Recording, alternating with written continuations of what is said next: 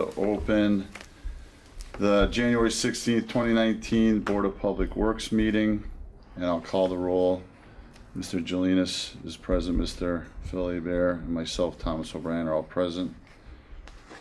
At this time, I'd like to ask if anyone besides LCAT is recording this meeting. Yes, I am for the minutes for DPW. So noted. No one else. So at this time, we'll go over the first item on the agenda, which is to review the minutes of 12/11/2018. Any comments from the board? Everybody's had a chance to review them. So Yes. I'll entertain a motion to approve the minutes of 12/11/2018. I'll second the motion. You're first. I guess I approve it. I make the recommendation. All those in to approve it. favor? Aye. Aye. Motion carries. So next item on the agenda is review the proposed fiscal year 20 operational budget. Thank you, Tom. So what I'm going to do is go down through each division, kind of give you a snapshot on what has changed compared to last year, and at the end of each division, I'll ask the board if they have any questions or concerns that need some kind of explanation. So the first division would be the building maintenance division. So the total salary budget is an increase of 1.4%.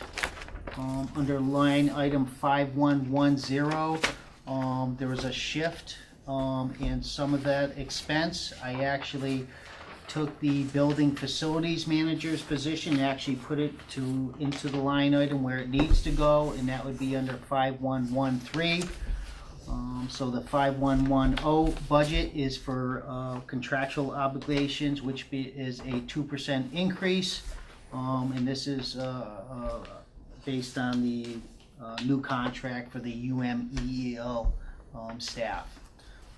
And like you said, the 5113 was to move the facilities manager out of that union staff line item into the proper line item, just a housekeeping item.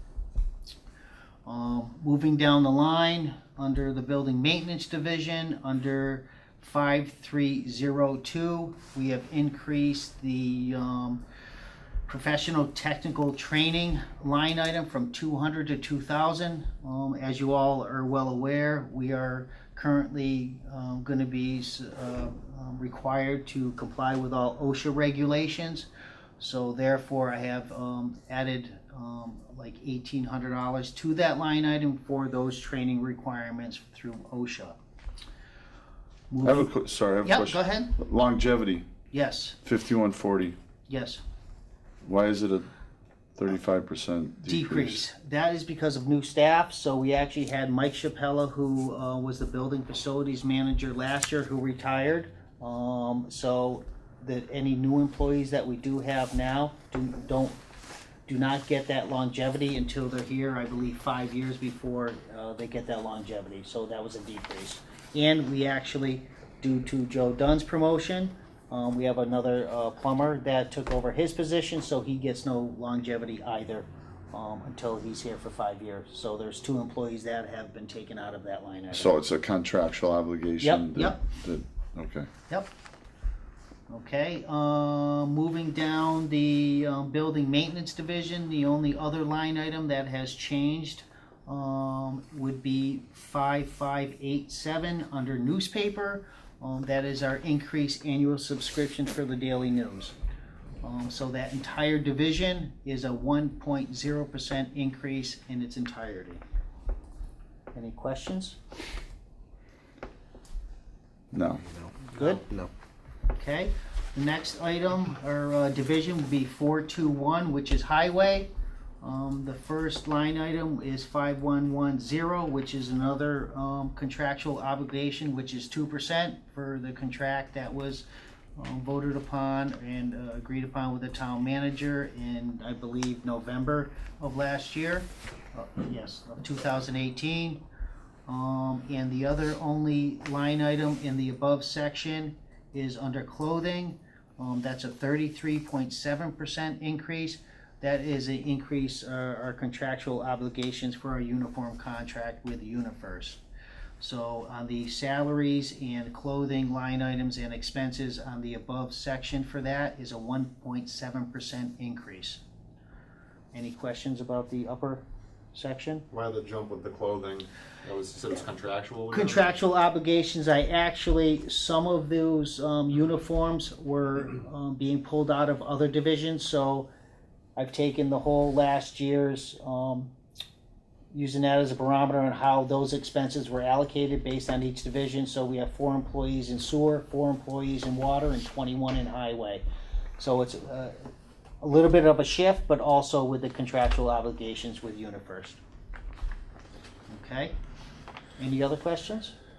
That would be something that would have to be negotiated with if you ever were gonna decide to have them supply their own clothing. Yes, exactly. It's kind of, it's in their contract Right. currently right now. It's starting to get expensive though, huh? It is, Yeah. it is, but yes Yeah. and no. Yeah, when Right? you look at the job they do and how dirty they get their clothes. Yeah, I gotta it- say, we're looking at one the other day, I believe it's $88 a week, I believe, for each employee, roughly. So anyways, moving down to the operational expense line items. So if you go down to under the 5270 rental lease of equipment, I've increased that to $4,000. There was actually no money in that account. This is for the rental of equipment. I put money in there because in previous years, when we do have a backhoe or piece of equipment that is vital to the department, we usually, like you said, we usually need to rent a piece of equipment to obviously take its place. I thought it was a good time to put some money into that fund for renting of equipment for other services. That's under rental lease office equipment? Yes, but that It's- line item's also for rental of, it's kind of both. So It's- you can see it says rental and then slashed and lease of office equipment, so, No, it's 5292's got the 4,000. 292. Oh, maybe I'm reading it wrong. Yep, no, it's the above one. I It's actually, 5270. 5270, yes. Okay. I don't know, it looks like it's 5292, but maybe I Yeah, read it. It's 5292. It's 5292, buddy. Yeah, it is. Oh, Under Other service, other garbage service removal. garbage removal. huh. So that's supposed to be under rental lease Yeah, office see, equipment? mine is fine. So I'll, is- I'll make sure, I'll um, check on that and make sure it's in the right order, okay? All right. I'll check that. Okay. What's the driver on that?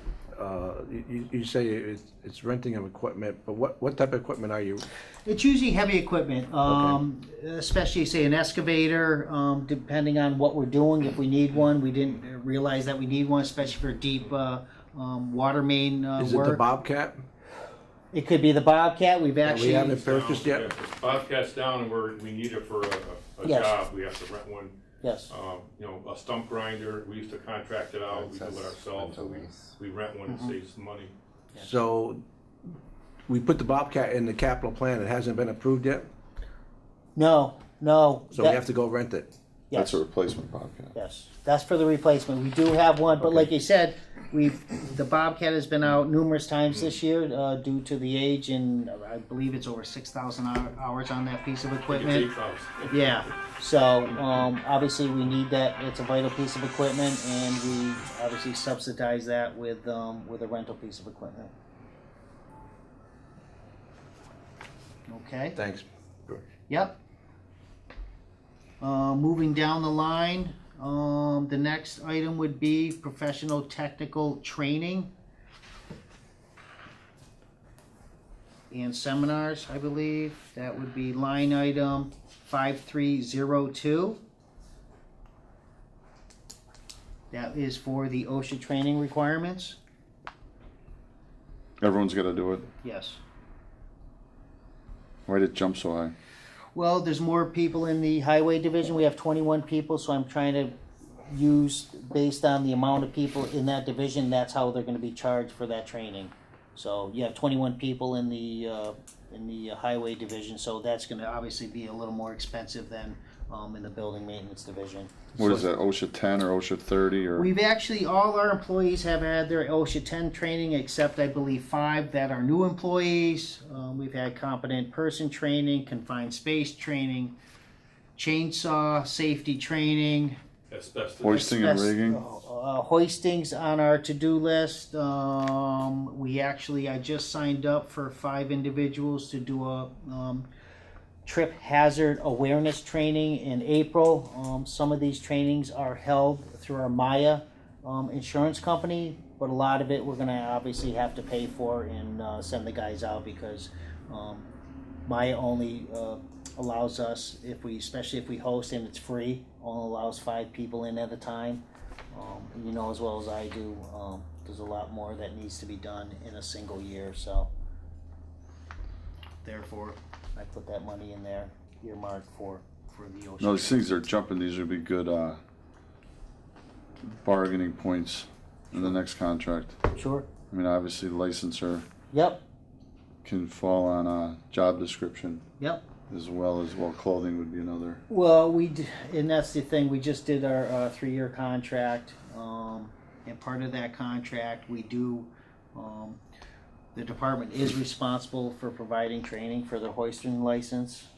So we are actually working on getting somebody in here for that training. What's that, Felix, going to cost for everybody? It's about $1,700 to get everybody Certified? certified for their CEUs for that. So that's just one class. For the CEUs? Yes, it's a contractual obligation for management to provide that training for them. So, like you said, I You don't know- I don't expect this number to go down. I expect it to go up over time, based on like I said, I'm sure the Department of Labor and Safety will be visiting me at some point in time. He has in the past. He's a great guy to work with. But he likes to meet at least once a year, go over what we have done for training, what he would like to see for training. So anyways. I think training's excellent. Yeah. I can tell you this, that having to take continuing ed for that license, those licenses, Sure. you'll have these companies that provide it, the service, and you know what they do? Right. They give you page by page of the hoisting and rigging manual, Right. and you literally can just go next, Right. next, And just- done, pay your $100 or $200. Sure. It's just a scam. Right. I've actually set up, we do have e-training online for the, I guess, less complicating training exercises that we do need to, or are required to provide for our employees here. So I did set up an e-training, an account with a company, so sometimes what happens is some of these trainings are out in Great Barrington or out in Boston, so you're not, for a 4-hour training class, you're losing somebody for an entire day and missed work and everything else. So Meals, depending yeah. on how comprehensive and how in-depth the training is, we'll make that decision and either have the guys go online in a computer here in the foreman's area or go to the library and do the provided training that way or as needed. $4,000 spread over 21 people Right, is not a lot of money for training right, on average, right. considering certain amount of seminars are required, but Sure. less than $200 a piece. Right, Yeah. It's not. right, right. I think Is that calculated in their lost time? No, No, that's just that's just to the pay for training the cost. training, yes. So that Like you Yeah. said, it's gonna This be is just- be one of those Right. things. It's gonna be a growing work number. in progress. You know, I think we're pretty proactive. We have a lot of training already in place. So we'll see how it goes, and obviously provide the training that we do need to have moving forward. Okay. Next line item that there was a change from last year was 5307, 25,000 to 35,000. That's an increase of 28%. The reason for this increase is for DEP reporting requirements. This year we got hit with kind of a big one to put together. Felix And Tom Christensen and myself are working on this. We need to provide an asset management plan for the town's entire infrastructure. This is being split between 4 different divisions: water, sewer, and highway. We need to identify every pipe in the ground, what age it is, the condition, all kinds of things that go along with our infrastructure. And this is from the DEP, requiring some of this stuff. I would like that you put together a listing of all these DEP requirements and the timing of when you have to perform them, whether they're annual, every 2 years, 3 years, and that, Sure. and the cost of each one. And all the ones that are required every year that we pay this outside professional fees, I'd like to see what they are in the last couple of years of results, and somehow go back to our legislators and say, hey, why am I doing these same tests and filling out these same reports to file with the DEP when we've been passing? Why can't they go to 3 years or 4 years or 2 years rather than every year? Because when I see $35,000 to $50,000 just in this fund, it's going to be creeping up on, I'm sure, in the others. But Right. I'd like to see a whole total listing and somehow go back to our legislators and say, well, you need to get the DEP to spread these things out. Do we need to do all this testing and reporting every single year to Right. put a piece of paper in a folder and put it on a shelf? Right. As long as you're passing when it time comes, but I can see if you were failing to do it every year, but if you're just filling out reports and they have good results, why do you need to keep on doing them every single year? We need to start kicking back these requirements, especially when we get new ones and new ones and new ones, and they become annual rather than every 2 years or every 3 years, if you're passing the minimum standards. Right. This is, like I said, that $10,000 increase was, Yes. like you said, it's not only for outside consultants, it's for our own staff what we need to get some of that information. So It's and still it's t- not just, that fund isn't just for the DEP, just so you guys realize that. But- It's for but- other outside but- vendors that we use. Yeah, but my point is, it's still tying Sure, up our absolutely. time versus Yeah. doing something else or hiring outside professionals. Yep. We need to understand which ones are required and what the results are to say, why do we keep on doing these annually? If they're annually, even 2 years, if you have good results. Right. These are actually new reporting requirements that came out this year. It seems like there's a lot of new ones. Yeah, new, brand new. This one $10,000, but I'm saying, Yes. when I see $35,000 year over year, Right. that means something's occurring Right. Right. year Over and over over. year, over and over. What are the results and why aren't we kicking back? Right. Gotcha. And saying, push this out 2 years or 3 years. Why do I have to keep on paying an outside consultant or tying up our own people's times? Right. When it's not necessary. Sure. I'll make that note. But that's not just this fund. I'm sure it's in the other funds. Yep, If it absolutely is. I look at each one. Yep, it's actually, like you said, water, sewer also. Because you're talking about a 30% increase just in one new requirement. Sure. Absolutely. I agree, believe me. Yep. Okay, moving down the line, so the next line item with a somewhat significant change would be the 5382 other purchase services. This is a line item where we buy our asphalt, we provide for road repairs, concrete work, tree contractors to come in. Roy knows as well as I do, our tree work never seems to end. It never seems that we have enough money. Asphalt also and road repairs. So I'm looking for an increase of $9,000 in that fund, an increase from $51,000 to $60,000. Okay, and that whole highway division is an increase of 2.7%. Question on that one. How much have you spent this year On tree work? in tree work or road repair or, even though you're asking 60,000, it seems like you asked for 51,000 and you're going for the $9,000 increase. Is it pretty much steady in actual basis? Or these are appropriate amounts? What has it been running? I can give you in your packet, if you look under the highway division, so in each one of your packets, it kind of gives you a running total. So the FY19 expended through 12/1 of 18 under the 5382 line item.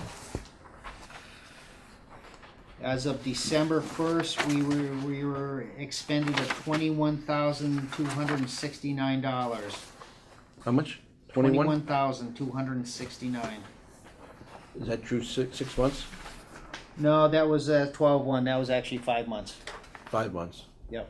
So under highways, you said it was 2.7? Yes, total. I got 3.1 on mine. You have in yours? 3.1. Yeah. Okay, I don't know what I have here then. So some line item One of my changed. line item must have changed. This is my cheat sheet with all my notes, so it's probably on my side. You wanna take this one Yeah, to read? let me do that one. Let me use this one then. I'm sorry.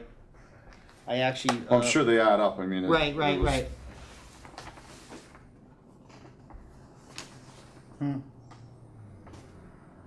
Yeah, read off of this one, cause Yeah. that's the one everybody has. This is my cheat sheet one. I must have changed something on I like your number better. If we could go to that. Something's gonna get taken away though. it. Any other questions on the highway? Like, need to change anything, reduce So anything? there was an increase on a couple of the 5480, there was an increase for gas, which kinda makes sense, and then the other one was, Groundkeeping supplies? or the DPW supplies, 5530. Went from 98,000 to 105,000. Oh, yes, 6.7% increase. Okay. Or was the groundskeeping supplies that went up to, not the gas? I don't have that on my Oh, the sheet. groundskeeping with the gas. No, it wasn't, you were right, it was the groundkeeping supplies. that You know, went up. the uniform, Groundkeeping supplies, Yeah, that went up 2,000 it looks like. okay, yeah, groundkeeping supplies, this is obviously for, fertilizer, mainly fertilizer we buy for all our fields in town. Obviously, we wanna, keep going and increasing those supplies. As it is right now, any money for supplies or for, maintenance, sometimes the recreation department has to kick in some money, the school department kicks in money. So I'm just trying to. which add- line item are you going over right We're now? going over the 54. groundskeeping supplies, 54.80. 5460, Alright, that's the one I'm looking at. Yep. I thought it was under gas and diesel. okay. Okay.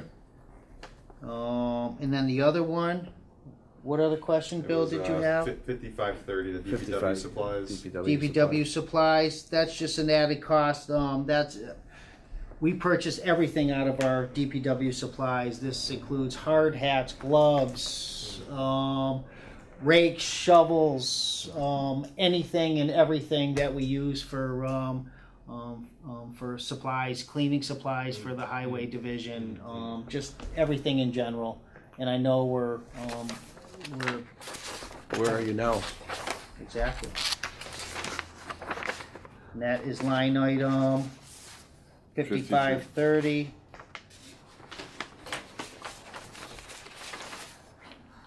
Under 5530, we were $58,372 expended as of December 1st.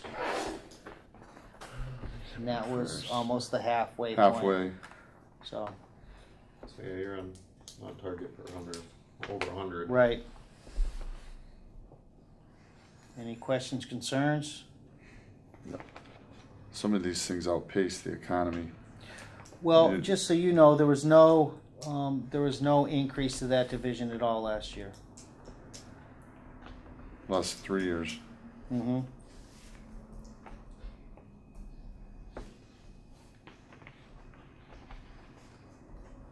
Yeah, a lot of these things, it's very hard to do anything with them. Some of the stuff that jumps out though is contractual stuff that Right, needs to, but that's 3 years away right. before that can be even negotiated. And there was no money in capital plan for paving roadways. Yes. in our capital improvement plan under highway, we did put $100,000 in there. Obviously, Wasn't approved, was it? I just got word today that they'll be starting to review the capital improvement projects next week. So it'll be interesting to see what comes out of that. Okay. Because I would think these things would go up if you get the capital plan money, Mm-hmm. Sure. Right. slightly at least. Right. Okay, any other questions for the highway division? No? No? Okay, under the sewer division, under 440, first two line items are increase for contractual obligations. From 206,686.74 to 207,836.63, and the second one for appointed salaries is went from 163,862 to 169,871, with an increase for the salary budget of 1.1%. You can also see the longevity has gone down also due to retirements. It's actually gone down about 213%, if you read that correctly. Yeah, from 1,600 to 500. Mm-hmm. That's pretty good. Well, like you said, there's only 4 employees in that division, so. Okay, so moving down the line, under the sewer division, the only other line item that we've increased by $10,000 is that professional technical others under 5307. And that's obviously due to the increased DEP requirements with the asset management plan and the inflow and infiltration compliance plan. That's another DEP requirement that has impacted us. And like I said, Phil, I'll get a bunch of the new reporting requirements together. Yeah, in we a list. need to get a report of all these outside DEP requirements and how often are they required and who's doing them, whether they're in-house or outside, and what's the cost of them outside. We need to start attacking those outside influences that are driving these requirements that are mandatory supposedly. Yep. Or unfunded are mandates. mandatory right now. Right. How much of this would get transferred to the Stormwater Enterprise Fund if we get that to go through? None of that. None of it? None of it. So none of it could be absorbed in that? No, because we have our own requirements for our MS4. That's gonna be barely self-sustaining as it is. right? Exactly. It's gonna be one of those. It's covering those requirements? Yes, Okay. exactly. That is a good question though, because you wonder how much it could be rolled, labor Right. and miscellaneous. But like I said, until we have a good understanding of what we're going to be doing, Right. you know what I mean? We get a baseline for the first I mean, year or two, right. and then we can readdress if we need to Exactly. raise fees or Sure. if we want to start figuring out how to allocate labor into that new fund Right. if Right. that gets approved. Felix will be presenting something after this, after the budget presentation when it comes to the sewer and what's driving our rates and everything else. And some of the proactive ways we're going to hopefully keep our water and sewer rates either level for a while or hopefully not increase too much anyways over the next few years. Okay? But when we look at this though, the line item 5382 to 630,000, Yep. that's flat. That's the fee coming in for That's for the Springfield Water and Sewer Springfield Commission. sewer bill, Yes. right? Yep. Yep. So you're really not anticipating Nope. much of a change from Springfield from year to year. Nope. Right now on the sewer. Nope, not at this time, nope. And I got their projections, and that's what I base my projections on, is the information they give us based on flows. Is it a pass-on cost from Springfield, or they mark that up? Do you know? I don't know what the Well, laws are on that. we have a contract with them, so there's operational costs that are incurred by us for them. We get a bill each year for true-up costs. These are unanticipated costs for capital improvement or maintenance of their system, and it's part of the contract. And that usually equates to about, last year was $120,000, just an extra added bill. And this obviously comes out of our enterprise fund that we need to pay for.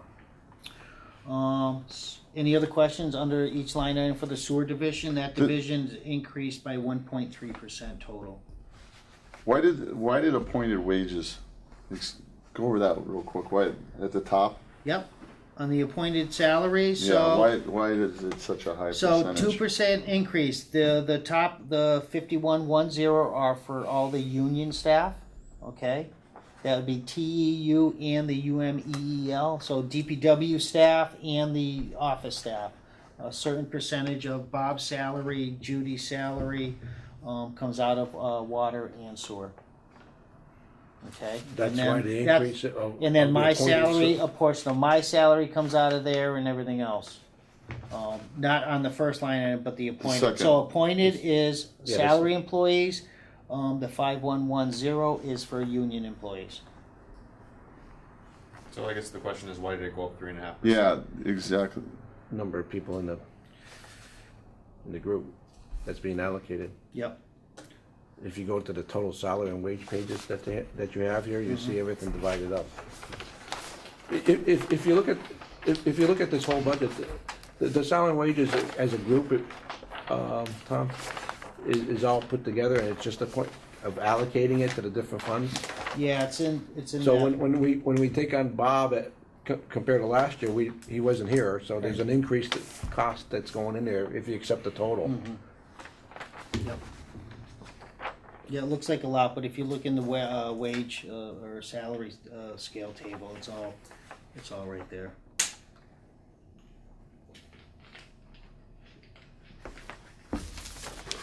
Thank you. Any other questions under sewer? No? Okay, moving right along to snow and ice. Snow and ice is a pretty straightforward division. There is no increase in that division at this time. Questions? That is one of the only budgets, like you said, we spent in the deficit. We don't want to allocate too much money, obviously, because that's taken out of the general fund. So you don't want to earmark a bunch of money that you're not going to use if it doesn't snow that year. Where's the sand and chemicals purchased under? Is it the Salt highway or? goes under the 5590 under snow and ice. Or salt. Which count? Snow and ice, 423. Second page. Yep, you're right at the top. Under supplies miscellaneous, Oh, okay. okay? Any questions about the snow and ice division? No. Okay, moving on to waste collection.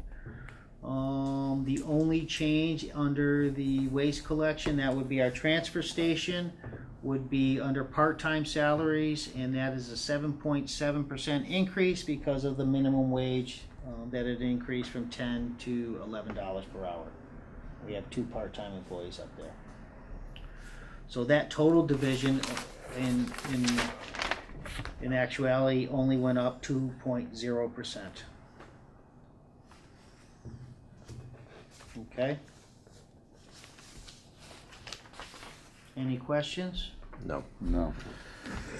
Okay, water division, under 5110 and 5113, those are our key line items when it comes to salaries. So under the union staff salaries, it went up 2.0%, and under the appointed salaries, 3.5, just like water. You can see how it kind of correlates, Bill.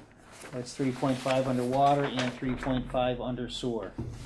Okay, and you can see, I can show you, this is. Yeah, I was trying to find the Yeah. budget increases on This is- the wages. And So you can see under, if you look on the third page under your budget sheet, you'll see a salary wage table. So you can see under appointed salaries, Yep. you see Yep. under that. So these are all the people that are split under different divisions. So Right.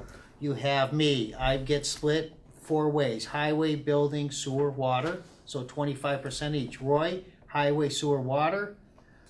Mr. Tadia here, highway, building, sewer, water. Because they touch touched each one of those divisions and applies work for each one of those divisions, okay? No, I understand that. Okay. I was just looking for a comparison to previous years. Oh, Yeah, yeah, you understand? Yes. Yes. So in other words, the salaries went up right. by 3.5%, which, I mean, what was the wage increase for the town contract You gotta remember, versus the salaries Sure. of, what I'm going to explain to you guys Management. also, if you look at your historical sheet, this big sheet here, okay? Under appropriated FY 2019. This only happens every once in a while, and I explained this to Bill the other day.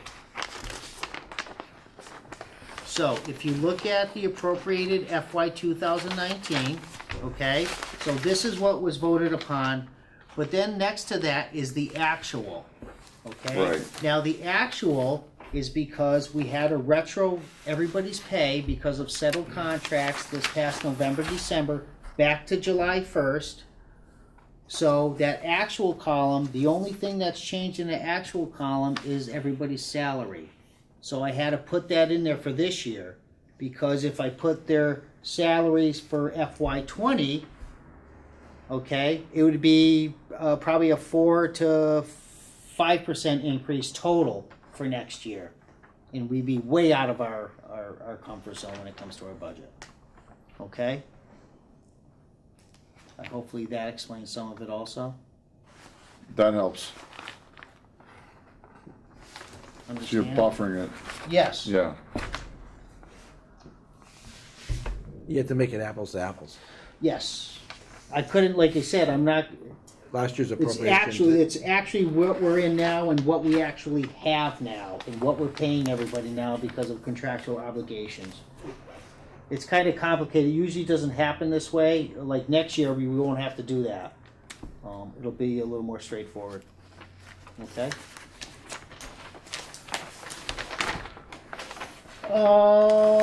So waste, we're on water, right? Under salaries, any Yes. questions? So then, moving down the line, under the salary line item, so there was a decrease in our longevity. I usually don't highlight anything when it decreases because people like to see that, so I really don't talk about that. But under longevity again, that reduced by almost 50%, actually 48%. And then under the clothing, I've increased that $100 for obviously the contractual obligations for our uniform contract. But it's kind of important in the sense that it tells you the turnover that's going on in the department. When you have such a big decrease in a line item of longevity. Sure. There has been a lot of turnover this year. Any questions? So under the water division, so the whole salary, I guess salary portion of the budget is 1.8% increase. And then under the operational expenses, going down the line, under 5307, professional technical others, it went from 42.4 to 45,000, a 5.8% increase. This goes along with our DEP reporting, like the other divisions, highway and water. This also has to do with, like I said, with the asset management plan, but also has to do with a new requirement for this year is our UCMR4 testing. So this goes in conjunction with our water quality testing. This is for sampling cynotoxins, metals, and things of that nature that we usually don't test for. So this was another added cost that's incurred by the town. That's required by the DEP and the EPA. This is actually EPA driven. Are these requirements, we're testing water, where is the testing being done? At the onset of water coming into East Long Meadow or throughout the system? Yes. Is any of these tests done at the beginning stage of water entering East Long Meadow? Yes. So you know the difference if there's a difference between what's coming in and what's floating around from our own system? Yes, there's specific locations based on, yes, and it needs to be approved by them based on that information. And the standards they have in Springfield, I would assume are the same standards we have? I'm assuming, yeah, well, this is all driven by the EPA, the UCMR Or- four. I understand it's So- being driven by DEP Yeah. and stuff, but. EPA federal. or This is E- federal, This is federal. Okay. yeah, this, yeah. Which one do you want to take? Right, They're right. all- The government regulations are the driving force behind most of the increases that I'm seeing. Yes. Exactly. And then the little bit of piddly stuff on contractual. Right. But Yeah. And that's all it is, and that's, like I said, that's where that's where mainly my divisions are, like I said, where I've increased. And like you said, in the highway division, we've been lacking, I guess, in monies in the last couple of years, so I'm trying to put money where we seem to be spending the most at. And it's mainly for supplies and things that we need for the department.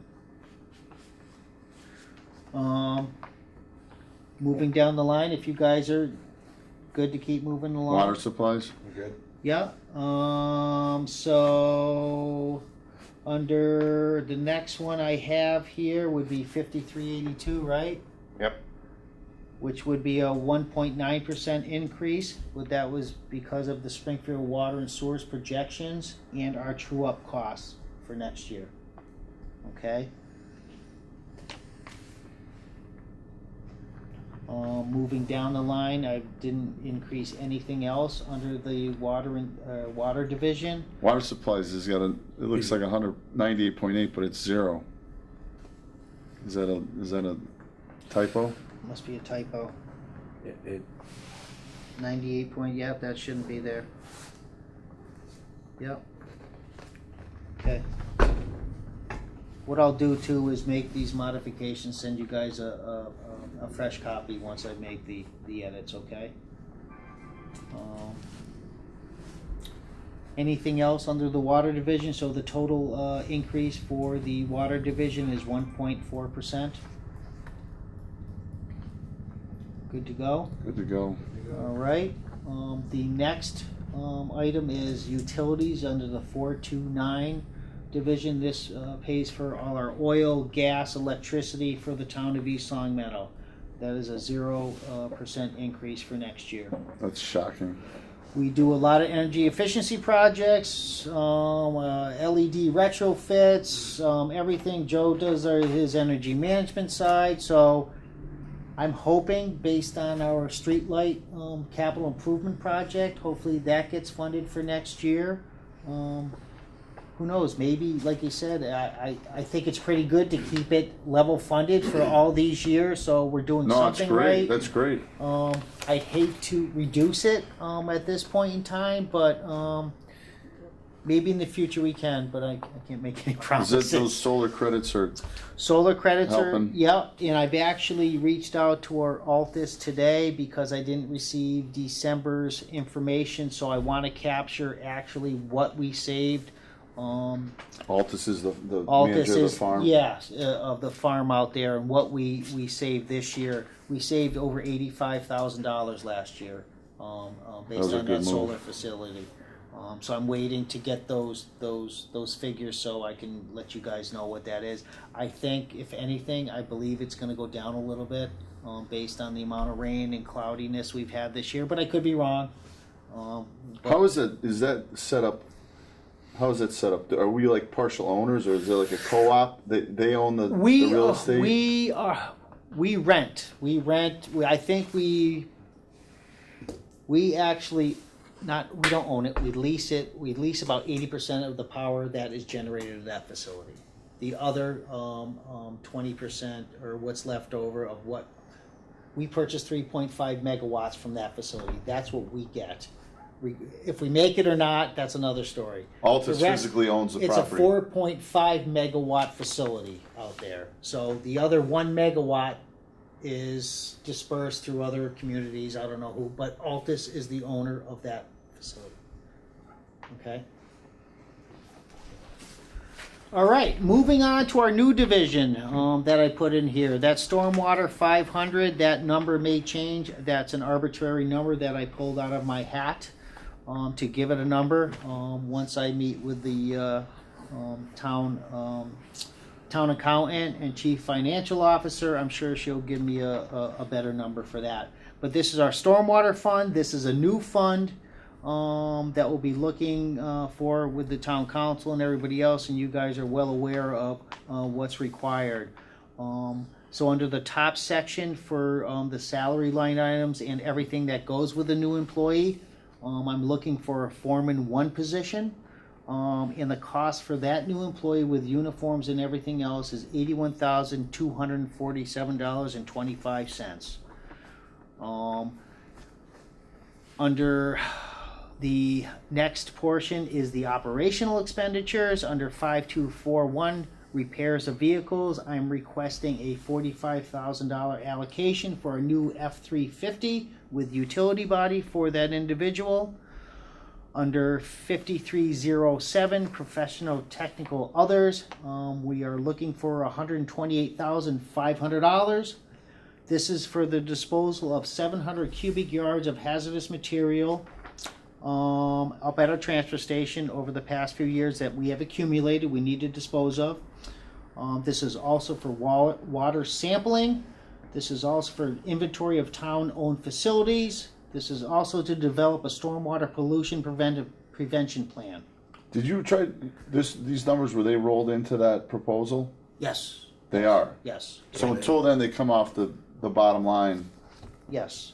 So this is, Would the $45,000 for the truck go under capital? I'm waiting to get direction on that. If we don't have a stormwater Fun. fund or account or something, I don't know. All these are gonna get rolled in. Because capital was due, Well, there's well, no stormwater. I'm asking. Yeah. Right. I'm There's asking. doesn't exist. I'm asking Bruce to separate these accounts just like he has here, whether it's an enterprise fund or not, just to keep track of these particular costs. Right. So we could go back to the town council and say, testing is one thing. We haven't seen what it would cost to clean up. Right.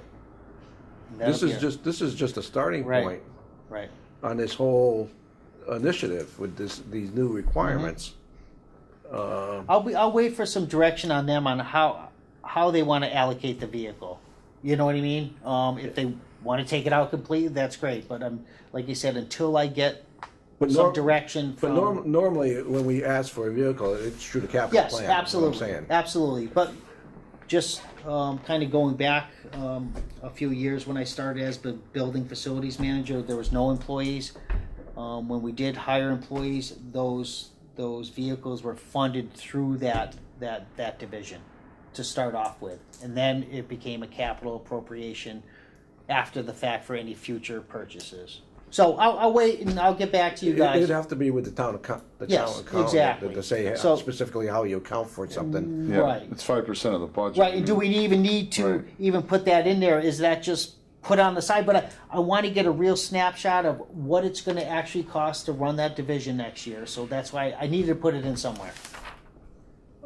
At the same time, I would like to emphasize that of this 128,000, how much of that cost is just to get rid of something that's been sitting in our transfer station for 2 years? $70,000. It's roughly $100. They per- should understand, because 70 out of the 220 is a good percentage of this amount that they should approve that. It's been sitting up there as contaminated material. Right. Yep, there's, like you said, there's 700 cubic yards, and that's between It catch should be- basin it should be cleanings and addressed sweepings, and it's $100 per cubic yard. It's, So, and I actually ran some other numbers too, so That's typically. existing. That's existing. That's left over. So that it's rolling in with a high number. Right. But then you don't I'm know what you're gonna typically- produce every year. I estimated at roughly 300 cubic yards, so I'm thinking moving forward for next year for FY21, it may be only 300 cubic yards. I'm estimating. And like you said, Is that a year's worth over there? no, that's probably 3 years worth. So you're saying that the amount's gonna triple moving forward with the new plan? Just a guesstimate. Yeah, it's a All guesstimate. right. It's a guesstimate at this It's a point, guesstimate. Tom, but And it's like not you gonna, said- Right. it's not gonna go away. No, Once we clean I don't every think it's catch going basin anywhere. and come up with a maintenance plan moving forward, it's gonna be a lot less, hopefully. But, on the other side, it could get a lot worse. It's if gonna we be a lot find it. worse because we're gonna be It's- identifying Right. Like I more said, once contaminated storm it's, drains with this testing. it's gonna be a moving target, and like you said, What's the primary contamination that's getting into these things? it's a lot of oil and stuff Restaurants. like that. It could be anything, Bill, depending on Vehicles. where it is. Yeah. You know, the problem is But we have are you doing storm drains in runoff areas? everywhere. Everywhere. So So we're any- supposed to anywhere clean I have a every large catch parking- basin in our town within 3 years. Every single catch basin must be cleaned So- and inspected. So the real drain offs is gonna be the large parking lots, whether they're industrial park area with runoffs or, Sure. or the commercial district area with runoffs. Sure. They're gonna contribute probably quite a bit to the future expense here. Sure. It not only this, so like you said, this is all new for everybody. It's talking about education. Part of our requirements is coming down to education and educating the public on what they are and where they go. I know we have in one area in town where we're finding that residents are throwing their poop bags for their dogs in. They didn't know. They thought it was the sewer system. They didn't know. So part of our MS4 requirements, public education, outreach, educating the public on what the stormwater system is and what it does. So I think, like you said, moving forward, I think it's going to get better before it gets worse, hopefully. But like you said, we'll see how things play out. We have Okay? to spend a lot of time on that in the future. Yes. I think that it should be a sliding scale Mhm. on the businesses, and obviously there's going to need to be source testing to figure out who the offenders are. Yes. And that's like And you then there's said, going it to be starts a at each bigger fine outfall. system. Yeah. Starts at each so- outfall, you go up to the next, intersection point, and you have to test each, say if there's 3 intersection points, you gotta test each one of those pipes and follow that contaminant. If you find it on the left pipe, you gotta follow that up and then go to the next intersection and point source. So going one step further on that, Tom, to some degree, with this type of process that's involved of testing and everything, and trying to find the source of the testing of the contamination point, there's going to have to have some establishment of charging back rather than spreading the costs like peanut butter over all the homeowners. I'm not sure, is it the DPW that's gonna establish this fee schedule? Or is it the town council that? Tommy, he already laid it out. He laid out that fee schedule, and it was kind of blanketed residential, and it was heavy to the residents because Was that part of the the bylaw? businesses fee were schedule? based by, Is that square inside the bylaw footage. or outside the bylaw? No, this is for our Separate. information only. It's I only, didn't- it's only an information You know what I mean? point. This is informational so we can establish a budget. So the bylaw But the is not. the fees for each land use code is in the bylaw itself. So there was an interesting topic brought up at the last town council meeting that I luckily attended. Sorry. So, but the planning commission was talking about breaking their fee schedule out of the bylaw because it limits you to changing your fee schedule. Every time you want to change your fee schedule, you got to get a bylaw amendment. Yeah, that's because a- it goes to the bylaw planning That- person. No, that's a good point, because that came up at conservation. Yeah, And we we did it was excluded our fee conservation. schedule out of, yeah, it was It was conservation. not planning. That we This is- excluded it out of our bylaw and put it so it was manageable. This is by not the- what I'm not presenting a bylaw, I'm presenting a stormwater enterprise fund. Right, that's right, it was, because we went over that. But was- it goes under, it kind of, I don't know, it goes hand in hand with a bylaw. I guess the the question is the fee part going to be part of the bylaw after No. we change it? I don't want No. the, Or if it gets changed? Oh, right. I personally don't want it part of the fee schedule part of the bylaw. I want it back to, We should- where Yeah, we know. Where it's manageable by Where us. it's manageable Yeah, by the it's set by the departments, DPW commission. Absolutely. along with the costs. Yeah, That way we My, can change it from year to year, or right. we can say. My intention was Right. too, like you said, to set it up as like a sewer in our water enterprise fund, so we can look at it every year. If we need to increase it, we can Yeah. increase it, or recommend to the council to increase based on this information we have, capital improvement, or we find a bunch of contaminants, and or reduce those Yes. fees on a yearly basis as Yeah, part of our flexibility. fee schedule in rate hearing meetings that we have in the spring. So this is why I wanted to establish a stormwater enterprise fund for that reason. If we don't do it that way, you're stuck with whatever we have, and there's no funding mechanism on modifying anything. No. That's gonna be that should be the big pitch of the town council too, is that we can fine tune this as the time goes on to hit the commercial industrial customers that are maybe Sure. the Right, biggest right, offenders, offenders to the stormwater Sure. issues. sure. They're definitely the biggest contributors. Yeah. And if it's coming in clean water from their properties, Right. then more power to them. Yep, That's absolutely. great. They're gonna pay the lower rate. Sure. Yep. And like you said, in that that enterprise fund too, like you said, there's a credit policy. You can put in some infiltration basin in your lot where all your downspouts and everything else that goes into that system. You can get a credit.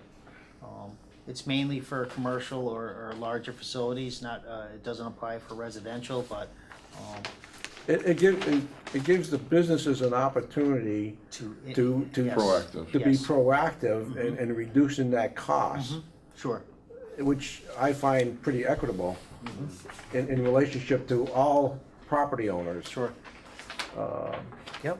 So I prefer the enterprise fund and for being able to match costs and revenues versus spreading a request out against the general fund Right. and spreading it out Right. like And peanut then, like butter. you said, it's like a revolving fund too. If we don't use the money or we have an ex-end fund amount, we can offset those fees. It goes into next year's budget. It doesn't just go away. Right.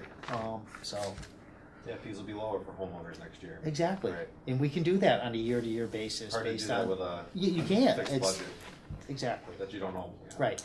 So, anyways, so that total stormwater enterprise fund is $270,000. So in essence, for the total public works budget, without the stormwater enterprise fund in it, is a 1.4% increase for all divisions. With the stormwater enterprise fund in there is 5.1%. Oh, both of them are off of my pages. Yeah, 1.5 and 5.2. 1.5 and 5.2. I don't know what I did on that. Something's not adding up. Okay, I'll look at that. This, like I said, I made a copy and I must have did something with my sheet. What do you got there? Okay, there you go. 1.5% total for operational without the stormwater enterprise fund, and a 5.2% increase with the stormwater enterprise fund. And Phil actually asked me to do this, so I broke it down under the last lines there. You can see total salaries expenses for all divisions, and then you can see total operational costs for all divisions under there, so you can kind of see where we're at when it comes to how we allocate our funding for salaries and operational expenses. You could almost put a percentage. You could see salary and wages make up a good percentage of this total budget. Mm-hmm. Yep.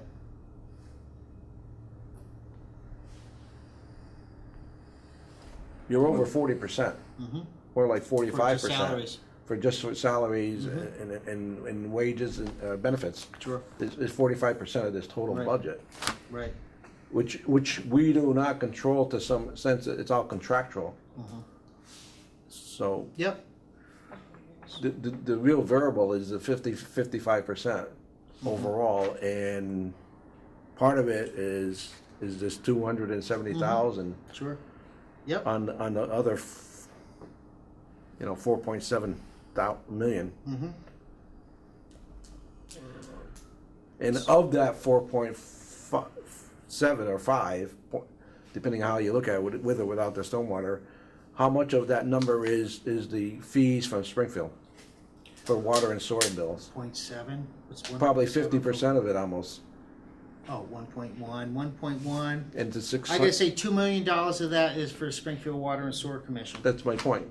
So you're really down to 25% of reviewing this total budget request for any expenses that Right. For the operating all these Of departments. controllable expenses. Right. Controllable That's it. expenses, under your control, is what I'm saying. Everything else is Everything else is what it is, what we need Or to comes have. over. We have no Contractually, choice. or, yeah, or. Contractual obligations.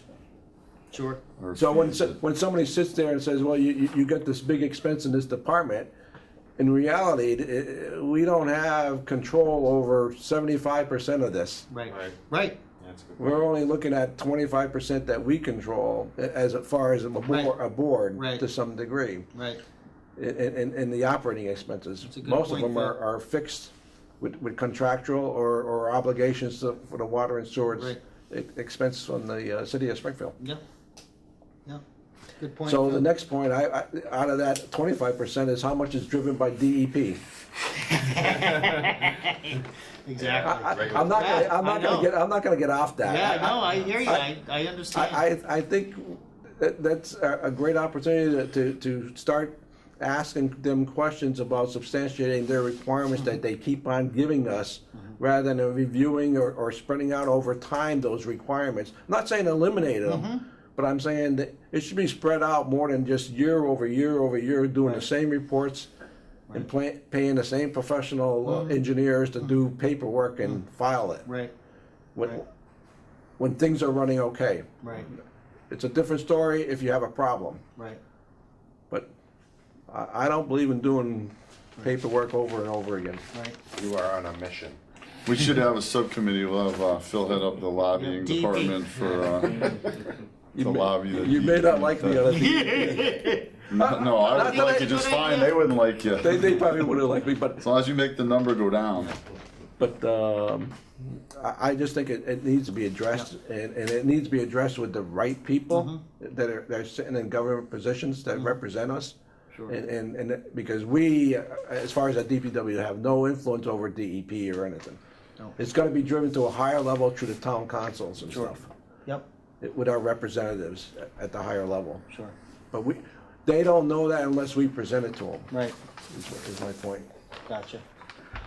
So, So that's it. that's it. I will make the small edits, that we discussed. I got a couple typos in here over this whole budget. I'll redo it. But that being said, are you guys happy with the budget? And if you are, would you, like to recommend, the FY '20 budget? I can speak for myself. I think the budget is good. The 1.5% increase, that's exclusionary of the stormwater. I mean, the stormwater is what it is, whether it's rolled into the budget or however the town council chooses to Yep. deal with that increase. As far as I'm concerned, I'm fine with it. I think it's a Do you have reasonable any- increase. Yeah. I think it's very reasonable increase, considering the times and stuff overall. I think we just need to do a little pushback on the DEP to help ourselves and Right. going forward. But overall, I think you did a good job. Okay.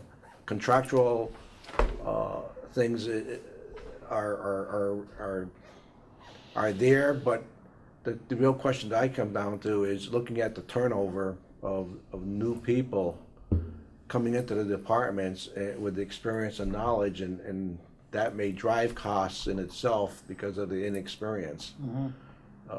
Jobs are gonna take longer to do, and it's a question mark of when you see that happening, you sit there and say, well, I need more people to address the issues that we have, because now I'm losing that knowledge and experience Right. as we go forward because of the turnover. Right. It's something I think we need to keep an eye on Sure. and watch Yep. overall. But the percentage increase is very reasonable. Yep. All right. Good. So I'll entertain a motion to approve the FY '20 operational budget at 1.5 or 5.2, depending on what the town council further decides.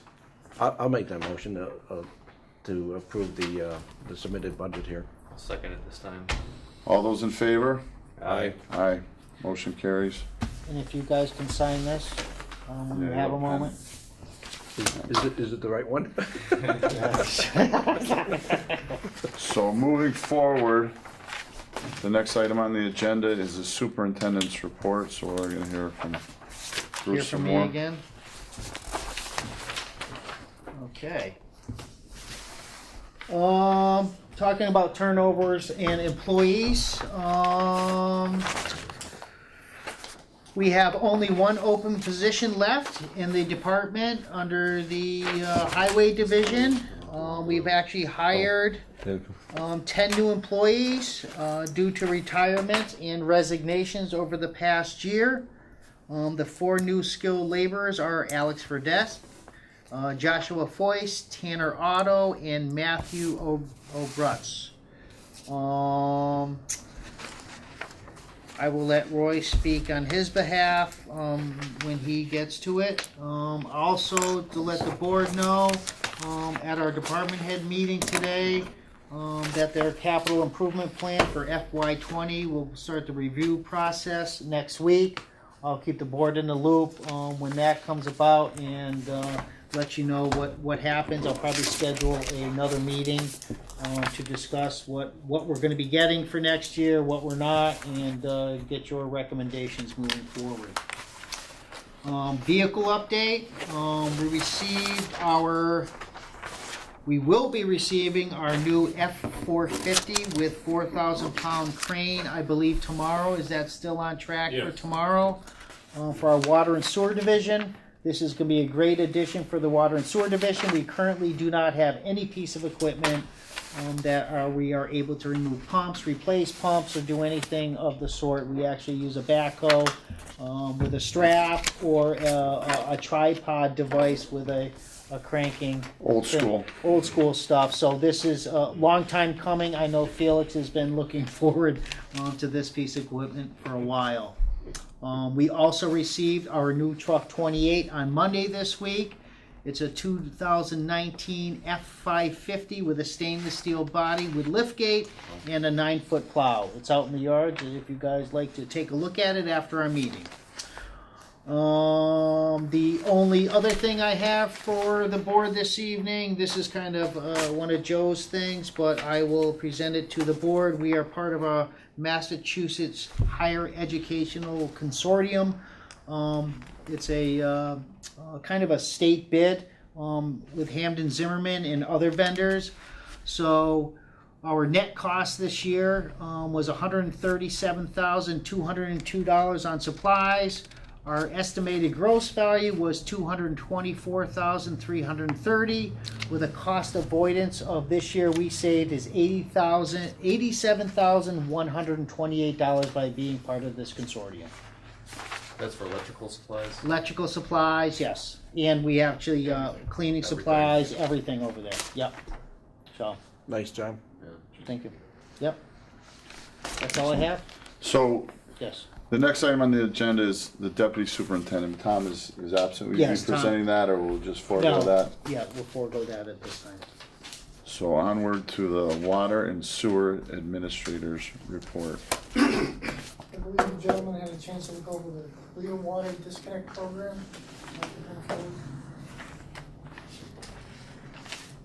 I currently have a list of 212 illegal sources of clear water into the sewers. You said illegal? Illegal. How do you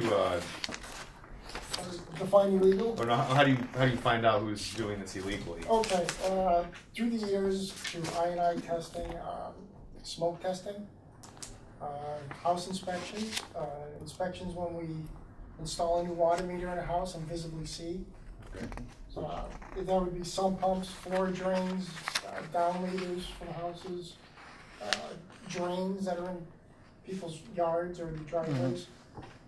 212. So what's the protocol for these? Well, this is, like you said, we're presenting this to you to get your recommendation to move forward. We will then be presenting this to Denise, our town manager, and then subsequently giving this to the town council for their blessing. because I'm assuming, there's gonna be residents that are not gonna be happy. But like you said, this will help, this is part of that process as far as eliminating stuff out of our system that we're paying for. And there's no need for paying for this, for clean water getting into our sewer system. This should be discharged into your property or some way, shape, or form, away from your home and infiltrating through grass or along those lines back into the ground. You know what, some of these neighborhoods were just built on high water And- tables, Yeah, and I Yes. just saw it in Agawam today where half a dozen of the people are pumping it into the street, and the street's full of ice, and yes. it's just, it's just going back into the ground, and then it's, Yes. I don't know what the answer is. I mean, I can speak from growing up in a neighborhood that was a Yeah. high water table, and I Yeah, I have three don't know sump what- pumps in my basement. Three. Yeah. Three in different locations. so you on So here? I do. This is gonna be the first guy we go after. No, it's not going into, it used to go into the sewer. It used to, yeah. You got that. So anyways, I'm sorry to interrupt, Felix. Back in 2012, during an I&I study, it was found that this design peak flow put as much as 888,000 gallons a day into our sewer system at a cost of $101,000 added to our sewer bill per year. That was 2012. And that was just from these sources that they found. You could quadruple it. Yeah, I'm sure. Figure. The real question comes down to is, a lot of these new developments have holding areas or Detention basin. detention bases. And some of the storm drains drain into these basins too now? All of them. All of them where they can. If it's a smaller subdivision or don't have the real estate to house a infiltration or detention. Are the houses basin. pumping, the sump pumps pump into those storm drains that feed into these basins? It depends. We're not allowing that. Part of the new MS4 requirements are not allowing any sump pumps into our MS4, into our stormwater system. But that stormwater system is going into a catch basin that's supposed to be maintained by the neighborhood though. Right. Why would you not do that? Because of chemicals, and this is Okay, kind that- If of you have just an oil asking. tank in your basement with leaks, now you're pumping. contaminants. Okay. Paint, people store a lot of things down their basement. Me and Tom Christensen, Deputy Superintendent, went back and forth on allowing, so some communities Yeah. are allowing that. I was I'm of just the asking. mindset not to, just because of that reason. A lot of people store chemicals and things in their basement, oil tank goes. So it wouldn't be only the homeowner's problem if an oil tank went. Imagine if it got out into the system and what the requirements or the impact it would be for the town. So we are allowing roof drain leaders and foundation drains or curtain drains around a foundation into that stormwater system, Okay, but not sump pumps, maybe? not sump pumps. Oh, I'm just asking to get Sure. an idea, to eliminate the point of supporting what Tom says. A lot of it is high water table in some of these neighborhoods, and the water is just gonna go back into the ground anyway, and it's just one vicious cycle. But if it's going to some basin area that we know about, Right. that's been approved in the development plans, why not have it there? But I understand a little more your concern of sump pumps. Sure. The roof drains and gutters like that might be a different story, but. What was the other one you said, like curtain drains? Curtain drains or So- foundation drains, that's okay. Like you said, it's So it out, would it's behoove- covered, you Right. know what I mean? There's less apt to get any kind of contaminants with it into the Yeah. system. Like you said, we're gonna be testing and point sourcing where these things are coming from, so it's, yeah. That's a problem because some of these people with sump pumps, their only option is what, a curtain drain, and then that's an allowable. A sump pump is the only option we're gonna allow them moving forward, is to dump it back out onto their property at a further location away from their house. So Not their to ti- option would be dump it onto their property, maybe build a curtain drain. Yes, And yeah. then it's an allowable. Yes, A dry well, I got Dry I well. got mine going to a dry well. It's Right. 200 feet from my house, Right. by the brook. right, And yep, this thing's full of water half the time. Right. But right, yeah. It's unfortunate, it's, like you you said, think it's, of the cost of putting all that water into the sewer system. No, it's a problem, it's a real problem. You see And during a it's, big rain event. there's gonna be a lot of people that are gonna Yes. not be very happy. Well, we're gonna moving give forward. them the ample amount of Right. time, as long as they communicate, like you said, we're not imposing, I don't believe in there's fines or anything as of this, as It of yet. was a suggestion that if you Yeah. get somebody that doesn't wanna do it, and your sump pump's running 24/7, you Right. have to bill them for it. Right, right. Or bill them a yearly fee based on they're pumping that stuff into our system. They're not being charged for it. You, obviously, everybody's paying a sewer fee. Why wouldn't they if they're discharging into our system? You guys are conscious of this, you, Yes. like, you drive around, you can see the hoses right. This year has been crazy, Roy and I is- think that's gonna be a trend moving forward, so. Right. Discharging, like I said, into the street, like I said, this has been an unusual wet year. I've never seen it so bad where it is actually weeping out of my driveway, it's icing up, coming out of my, you know what I mean? Yeah, yeah. It's been a crazy year. I've never seen this happen in the 12 years I've been here with the department. As far as icing up on the streets, I've never seen it before. Your house was built on one of those water channels, huh? Yes, yes. That side hill water channel? Yes, exactly. Yeah. And the funny thing is, I live on top of a hill. You mean On with the top of ledges? Allen Street. Yeah, You you'd never think it, but you don't, you never. I can it's dig what's down underneath. anywhere on my property 30 inches and I hit water. Any time of the year. How many places have ledge? Right. And that's probably, that's It's exactly bubbling what up, it yeah. is. It's just gonna float on top of the ledge. Yep. Unless you just keep on pumping it forever. Sure. But I'm not sure where we go, you know, in that. I would assume you have to go back. We have to start somewhere. You have to start Yeah. somewhere, but I'm not sure if you just put out the requirement of, okay, you gotta disconnect the sump pumps from draining into the storm. How far further do you go as far as suggestions of mitigating the issue Right. with the homeowners? I think a lot of it's gonna be education, like Yes. you've been saying that. Like you said, not only this, we have, like you said, the stormwater, then we have, like you said, the clear water disconnect that impacts our sewer system. But they all kind of intermix, I guess you could say, when it comes to a lot of these things. Yeah, this is an So issue, but we'll have to just feel it as we go. Exactly. It's all new to everybody. This is also part of the INI. Yeah. We Right. found all these problems Right. doing INI studies. Now the DEP wants to know, what are you doing to mitigate Right. that? So. What are you doing to remove all the sources? Phil.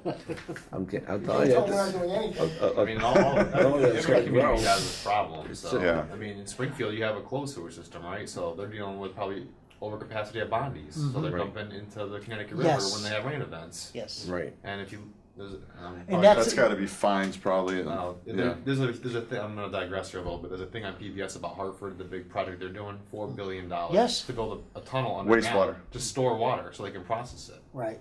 It's So they incredible. can keep up with it in events. Yeah, for Yes, heavy rain yes. events, they store the stormwater. Do you know what's funny? I was thinking about that on our scale, It's incredible. and it would be, we're not big enough. No. I mean, we would have to participate with Springfield or. Right. And we have Well- a separate stormwater system. It's not tied into the sewer. There's another I don't permit. think the topography lends to it either. Right. There's But more I- permits coming out. I think it's a so good stay idea. tuned. I mean, I like, we gotta. We do. Get it in It's there. great for the environment. We need Yeah. to do it. It's just like you said, education. It'll become second nature. Yeah. Give it 5-6 years. It's going to be. Well, we were all worried about all this stuff, but look at where we've gone and look at where we are. You know. So where do we go from here right now, as far as, I think you did a great job of summarizing who are the violators to start with, but I'm not sure if we do some checking of other homes or, Well, future INI studies, you do more smoke We're testing. yes. Okay. Every time you visit a home and put a new meter in, if you find a problem, you give them a letter. We do so many, so So- many feet so of you- pipe per year. We camera it. We identify leaks, problems. We either repair those leaks based on groundwater infiltration or identify illegal connections to our system. So this is going to be, as we do our testing, throughout the system, this is where we're gonna get that information And from. it's more than just the cost of this discharge, right? It damages the system when there's heavy Oh, sure. events, right? Yeah. Yes. So, Roy can speak to that too, water break or anything else, you know, the cost stones, rocks, I the mean, cost is all, one part of it, for the, getting rid of it, Mhm. but then it's what's it doing to the system when we have these heavy events? It's Mhm. over pressurizing You know, the.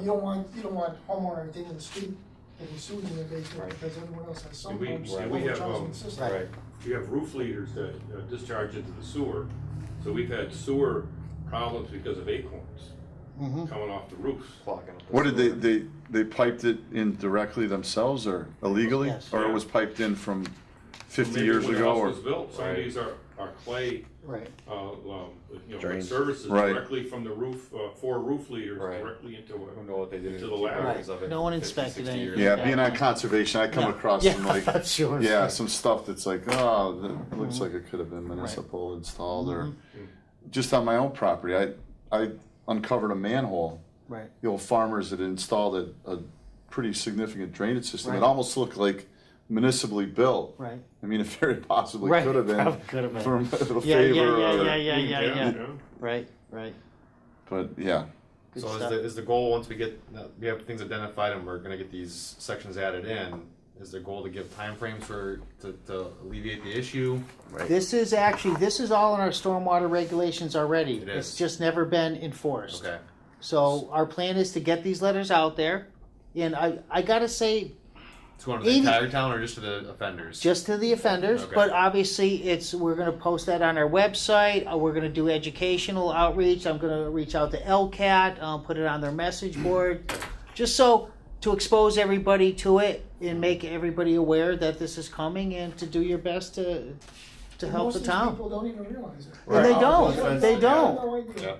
Just like the stormwater stuff, people don't realize stormwater is not the same thing as They probably sewer. bought the house that way, you know? Right, yeah, absolutely. It's just no clue. Absolutely. Not to throw you under the bus, Felix, but maybe you could do an infomercial for LCAT. There you go.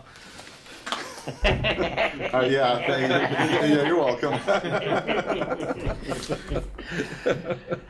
No, because Public announcer. this is there's a lot to There's a lot. digest and But like Yeah. you're talking about, it's only going to, the requirements are going to become more and more. Yep. It's not- Yeah. They're not going away. No, That's my point. Yeah. exactly. Anything else, Felix? Well, nothing more. So, building facilities manager report. It's only been a month or so since we've met, so there's vacations in between, but we started the renovation, the third, supposedly final stage of renovation to the town hall. Break room and remodeling one bathroom, a single-use bathroom. And just been trying to keep up with some heating issues in the schools, just kind of make sure everything stays running. Had to replace a pump at the pool, the main pump for the pool failed. We had to replace that. That was part of that system underneath, or that was the heater for the showers. That's entirely different. That's Same- this is same- another. Same place, Same different area? Yeah, Did the That area last one get seems to be fixed? failing. which one? The one that you discussed at last meeting? No. It's still, Still gotta get more plan for it. The problem is there's not a. It's there's not a- separated. Yeah, there's no fuel over there. If there was gas, we could put a small gas heater in there, but I've got prices up to $15,000 just for the heaters themselves. Right. Then they have to get lowered in there, then they're gonna have to do probably a welder to. So this pump is in the same. Yeah, there's a sub basement below the pool, or behind and next to the pool. Under and behind the pool, there's another basement where the filter system is, and that's where the hot water heater is, And the pump that failed is. in there in also. there. it's for the pool, Yeah. circulation pump for the pool. They didn't put it for the next guy, huh? No, well, actually, How they big put is a power door there? How big is the pump? But it's it's not For the sufficient pool? to Yeah. carry 6 the heater. horsepower. 6 horse? Yeah. Sounds big. Yeah, Mm. and then they're in the part where the pump failed, the sump pump actually failed in there too. There's an emergency sump pump in a sump down there to get the water out, that failed also. But that's Also, been it flooded. nothing catastrophic. Everything in there is up on pedestals, so it didn't get. It could have been much worse if it was a weekend or a long weekend or something. But How often does that get inspected? daily, Oh, someone's down there daily? Yep. Okay. yeah. So, and that pump's that was, $3,500 for that pump to put back in there, because it's made for a catastrophic failure. It's a 600 gallons a minute it'll pump, just in case it has to. In case the pool lets Yeah, go? Yeah. That's It's all. original too, right? Yeah, there's a, he told me what they, Yeah, it's 96 or something like that. okay. So it's been sitting in chlorinated water and Right. groundwater, and there's groundwater in there too. Of course, this year, Right. the water's seeping up Right. from the floor. Uh. That's, Right. so. And then, we've been working on replacing the modulars at Meadowbrook. The old modulars, at the back of the building. They're going there on Monday to do soil testing, soil boring, to put a basement, they're gonna try to put a basement underneath the new building. Instead of they're on pylons now. Pylons, right. And then the mold and animals and everything else in there, it's just not exactly ideal. So they're gonna check for the water level when they do the boring, to see if we can put a basement in there, if we have to go out, a crawl space or something to make it solid or seal it, so there's nothing else getting in there, Which school is that? Meadowbrook. Meadowbrook? How many modulars are there? 4? There's 5? 4 classrooms in this particular edition. Right. 4 bathrooms, 2 gang bathrooms. So you Right, so wanna- they've gotta be rescued, or they've gotta be maintained. they're gonna be torn down and replaced. Yes, removal. They were built as modulars in 80, Early 80s. So you're gonna put modulars back? yes, Permanent modulars permanently, yeah. With a basement. with a basement. It's actually with a foundation. It's There- just an addition, basically. Right. It's a cheap, It's a a cheap cheaper addition. way Yeah. to do construction versus conventional stick framing on site, pour a foundation, the whole 9 yards. They're built off site, obviously third party. They're built in a warehouse. They ship them out. And they just drop them cheaper. on a foundation. And that's how the other 24 classrooms. Is it 24? No, it's 12. 16. Is it 16? Is So it it's 12? 4. Okay, so that's what the other modular classrooms that were added on to Meadowbrook School over there. They're permanent modulars. How long did you get out of those? Well, we bought those, this is before my time, they were purchased used, replaced here, and. they had- 93, they were put onto Meadowbrook School. They were already 15 years old then. Those are given by Lower Pioneer Valley Educational Collaborative, put over on there, and then they've been there ever since. And we actually put about $50,000 to $60,000 in those, I believe, in 08. Yeah. So, you know, Everything I'd say 26 is years? 08. I don't know why. Yeah. But we sided it, redid all the Tile carpeting, floors, the bathroom flooring, Partitions. everything else, because everything was falling apart. So, rather than go back on the pylons, you wanna put a Foundation. foundation Full in, and then foundation at with that storage. point, why would you make it semi-permanent? Why wouldn't you? Well, Well, it's just the- for cost reasons. We have 2 point. I wish I had that. I think it's 2.7 million for the new modulars. That seems high, is it? The stick building is actually would outpace Costs a lot that? more.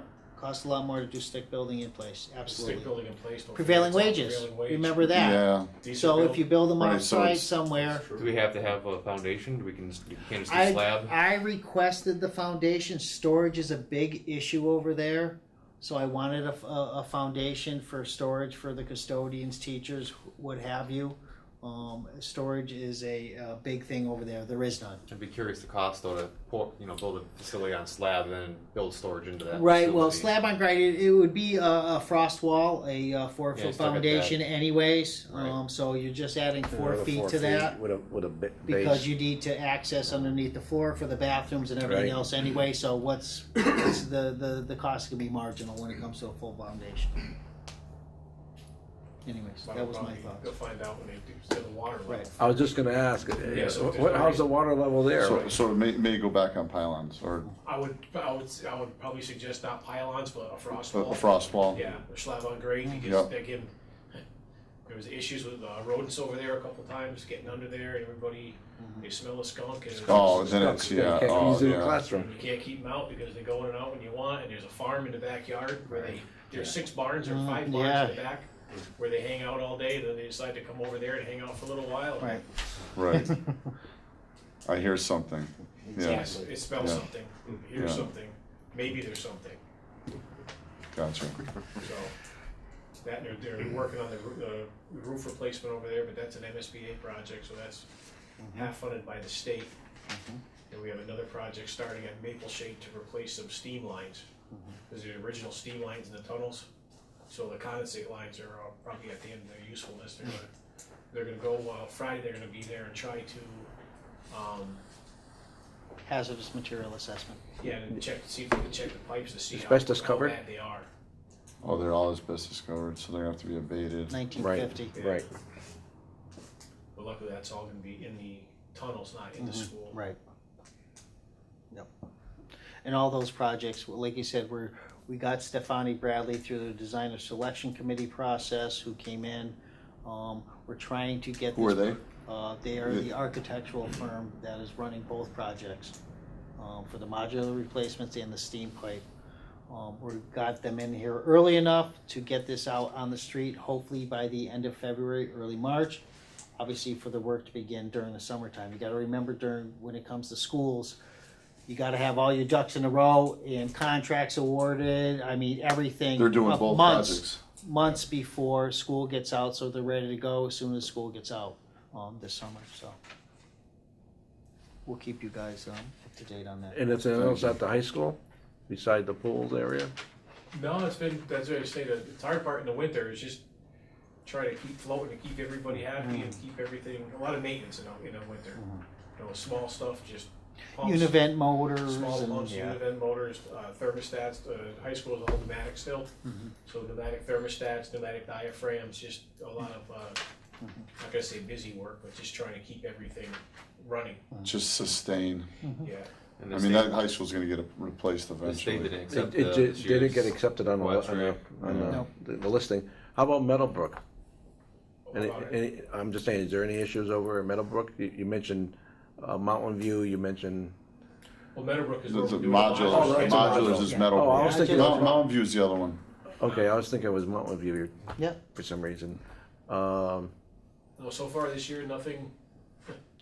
It's been pretty smooth so far this year. Some small glitches in the automation, but nothing catastrophic yet. Okay. So that's the hard part. You gotta cross your fingers to get through winter. and I think our preventive maintenance program has a lot to say for itself. I mean, we've been doing this a long time. Joe's been doing this a long time. I think the preventive maintenance, goes a long way. Is there any activity up at Pine Knoll at all? No. It's all shut down for the winter? Been working on a process to still trying to iron stuff out to get the rec department to be up there permanently. That building, Right, Yeah, the brand new building. yeah, but nobody's using it now. correct. That's what I was wondering, if they had moved their offices at all. No, not yet. There's still some logistics. We need to get fiber up there for communication. Okay. The closest fiber's on the intersection of Porter Road, Parker and Porter. Parker and Porter, but Not we up have a there. pump station on Orchard, so it Yes. would Oh, yeah, benefit that's the right. pump station on Orchard. Yep. And then we have an easement from Orchard straight to Pine Knoll, so it makes sense both ways to do it. And it would improve the communication up there, so that would be one more step to getting the rec department up there to use the building that they Okay, have. makes sense. Yep. Figured I asked. So Mountain View's in good shape, Mountain View's going all right, yeah. Pleasant View, But yeah, senior center's good. We had Senior Center, excuse me. Yeah, You're dating yourself. yeah, that's steam too. That one's very, that's a small steam system in there. It's very, self. Same as Maple Shade. No, it just goes to a heat exchanger in the basement. So it uses hot water in the ceiling in the air handlers. Yeah, But it's, that one usually stays pretty steady. yeah, it's a steam to hydronic conversion to our air handlers. We did that when we did the. When you did the full rehab facility. on it, Yeah. yeah. How about the police and fire department buildings? So far, so good. A couple of minor things. Nothing, we just built a wall in the evidence room downstairs where the shooting range used to be in a police station. They wanted a secure location in the evidence room, so we built them a wall, blocked it all off for, because narcotics have to go in there, and some shelving in there, and the fire stations, and replaced a furnace there in, July. One of the original furnaces, the heat exchanger cracked, and it was $500 more to buy the whole furnace than it was to buy just the heat exchanger, so By the first. Yeah, exactly. that's about it. We finally got the okay to get the gas on Allen Street. Because after the whole thing happened in Lawrence, they have to go through the DPU to get everything done, and I got a call today, they're gonna be there Friday. to That's the put pump meter- station? Yeah, Yes. Allen Street, yeah. They're gonna be there Friday to put the meter in, hopefully. See if what happens, but get that online. To get that old generator out of there. That's about it. Sounds good. Any comments? No. Thank you. Onward. Highway and Utility Manager Report. You say the best. Mr. Esposito, the best for last. He's on here. He was almost excluded at the last meeting. Yes, I had he some was. more, Bob, so. It's okay. Well, I'm sad to say. Sure you are. No blue. After 46 years of dedicated service to the town, I'm gonna be retiring. We will not permit that. Now, 46 years is a long time. Gotta write everything down before you go. Everything's up here, you gotta pay. No, When? March 15th Oh, of this year. Sorry to hear that. yeah. But I'm willing to, do a little consulting work if it's needed, so I'm not gonna be totally out, if need be. Still I'm not, I'll just be going to Maine in the summer, but I'll still be around, so things happen, I'm willing to help out wherever I can. And on that note, Yeah, Roy, go I ahead. don't mean to cut you off, but Yeah, I do go ahead. have Roy's position out on the street, and that's what I was, like you said, alluding to previously when it comes to employees. I did interview a gentleman today who seems to be a good fit.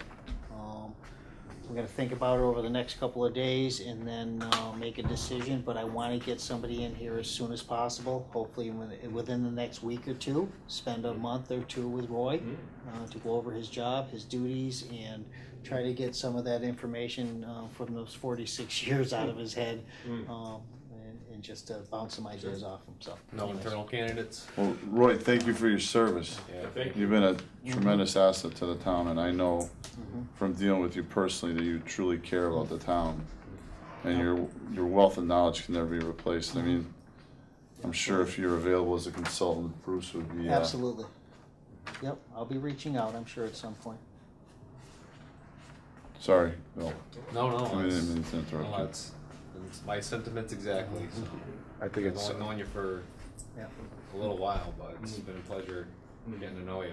Yeah, thank you. Yeah, very impressed with all the knowledge you have. It's, Well, when you do something for a long time Yeah. and you care about the town, yeah, absorb a lot of information. It's good. absolutely. Stuff. yeah, I don't think we could say enough good things about you, Roy. No, thank you. And my son, As long as it's all good. and my son would definitely appreciate knowing that you're retiring and staying in town. So Yeah, he's always said good things about you. I have 4 grandkids around, so Oh, that's my good. hands full there. And, yeah, your son, good guy. Good to have a weatherman nearby. Okay, so we're going on here. So due to the lack of snow, which we haven't had in a while, it's we're doing a lot of our tree work and removal, trimming. We're going into the sewer water, like easements. We're doing a lot of the stuff that normally we couldn't do, with snow and so forth.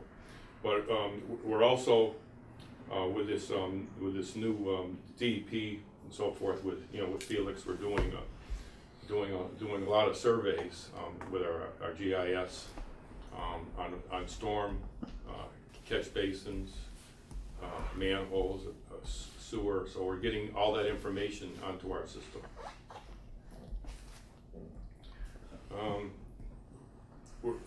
And going to the transfer station, we've been working there, lately too, cleaning that up. We're also going to be getting a new mattress dumpster soon, with a grant, I'm told, from the recycling coordinator. So we have a space for that. So that's going to be there next to the TV recycling and the light bulb. So when the mattresses come in now, we'll just put them into this trailer, and it won't take up as much room into our rubbish. So we'll keep the cost down, because a lot of the room that being used is from mattresses. So that's a good thing. We're keeping up with all the potholes we've been seeing. We got some berm that we have from the summer, so we're heating that up and using it for potholes, so it's not costing anything now. So we're trying to keep up with that with all the freezing and thawing. We've got a lot of potholes, if you haven't noticed, and we're trying just to keep up with that. We're also doing sewer and water maintenance on our services, on the drains, doing that. And so that kind of sums up, kind of what's going on now. With the upcoming event, we have 2 snow events coming up. We have a lot of new workers. We have another new one starting tomorrow, and so we're going to be doing a lot of training on snowing, plowing, salt and sand. And so we'll be good. But hopefully we're going to get some snow and not that sleet and freezing rain and stuff. So we should be all set to go. That's great. Have you had any problems with water lines breaking at all? We've been having cold for the past 2 or 3 weeks. Well, I was thinking the same thing on the way here. Yeah. I haven't seen or Pretty good. heard anything, and I'm like, wow, we've been. We've been pretty good. The cold, it's not. I don't think it's really the cold that causes the water breaks. Yeah. It's the amount of pressure that stays in the line. No one's using water, so the pressure stays in the line. If there's any little water hammer, it's going to cause any Breaks. Any breaks or old saddles. That's what we've been getting. Saddles that are rotting. They're just holding on by a little bit. A little, like a water hammer, causes them to leak. Yeah. So we've had a couple of those, but we've been pretty good lately. The roads don't seem like they've been that bad. I mean, considering the amount of water events and No. We've been doing a lot of patching. So we had some spots in town where we've had a lot of frost heaves and water getting in there, and so we've been trying to keep those patched to seal them up, so you don't get the water going in there. Which end of town is it occurring, Rory? Now, a Parker Street, Parker Street? a Prospect Street, Okay. a Yorkshire, there, a Shaker Road, a Denslow Road, a North Main Street. We've been getting a lot down by Big Y. Yeah, Big Wide at the 99 restaurant area, Westfield Bank. Yeah. I noticed you fixed the road there. Yeah, For a while. We have our areas in town. Yeah. That we've been, Frequent flyers.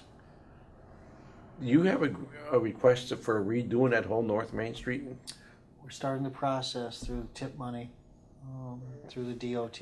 We're just starting the process. We just adopted the complete streets with the town council's approval.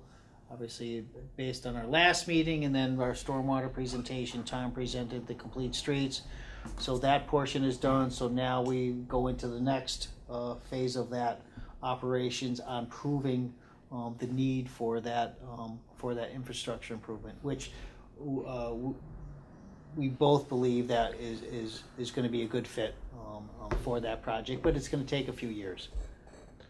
Unfortunately, when it comes to having that whole portion of North Main repaired and fixed, you're talking probably I don't know, 10 to 15 million dollars worth of work, but we can't fund that out of chapter 90, so No, no, we're looking for other what avenues. I was yeah. hoping for is that we have our ducks all aligned, so when that infrastructure money comes down from the federal government, Sure. that we have an established plan Sure. with the state government Right. to fund that money to that particular project or corridor. If we get the timing right, it's nice to have the plans all set, because when the money flows, it's gonna flow quickly. Yep, and you gotta be ready And for first ones in line usually gets it. I will, like I said, I know Tom's working on that. Yep. I will follow up with him. I know he's working on it, so it's just a matter of seeing where we are. Because it would be nice to go all the way from the Springfield line right through North Main Street Sure. to the center of town Yep. here. Yeah, That'd be great. absolutely. Anything else, Roy? No, that's it. Thank you. I know that I'm gonna wanna schedule a meeting before your retirement, so There you go. we can meet your replacement and, Yeah. Absolutely. and I'll hopefully be in a better mood. You dampened my spirit. I don't like change. You know, and I know what an asset you are, so Good stuff. not to beat that to death, but, so is there any other business that, you gentlemen have anything? Anybody else have anything that needs to be, gone over? So the last order of business is to schedule the next meeting. Do you guys wanna schedule a next meeting in 3 to 4 weeks, or you wanna just wing it and I'll shoot out an email, whatever you guys wanna do? I'm good with winging it. I mean, I think that. Based I on- was gonna say, based upon the town council. Town Yeah, council right. and- We got that, yeah, exactly. Okay. Um, And like I said, I'll know more next week and I'll schedule that meeting, and then like you said, we can review whatever transpires there and maybe talk about our capital plan and everything else. And then maybe if I do need to modify the budget extensively, I don't think so, maybe just move things around, but. So we're not sure when the town council's talking about the stormwater fund. We're not sure yet. No, so that's, well, I don't that's think it's in on- their it's in their wheelhouse. wheelhouse anyway. Right. Same with the capital plan. So can you talk a little bit about what happened with the bylaw commission? Was it the bylaw commission gave us some bad feedback on it, or? The bylaw committee, so I met myself and Tom Christensen, well, let me step back a minute. So at our December, oh God, hold on 2 seconds. The bylaw subcommittee, that consists of one gentleman or two? That Two people, consists excuse me. of 3.